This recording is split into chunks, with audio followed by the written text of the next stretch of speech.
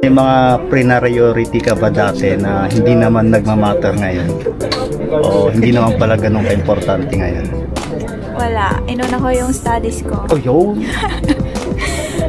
Dapat ganun. Ano yung as QA? Ano ba yung ginagawa ng QA o Software Quality Engineer? Nagtetest. Maghahanap ng bugs. And, ayun, kina-coordinate yung mga issues na nakikita. Yung, ano yan, pagka QA ba, nagko-code din ba? O dapat din ba mag-code? Pag automation, dapat mag-code ka. Ano yung gamit na automation? For front-end, Cypress. Tapos, yung sa backend naman, yung mga API yung ina-automate. Using Python. Ano yung magiging ano yung message mo sa mga nag-apply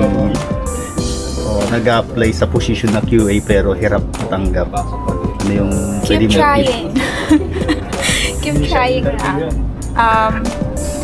Maglalag din kayo sa job na para sa inyo. Yo. Yun. Ayun na mga kapaa. From the man, from the woman, the myth, legend.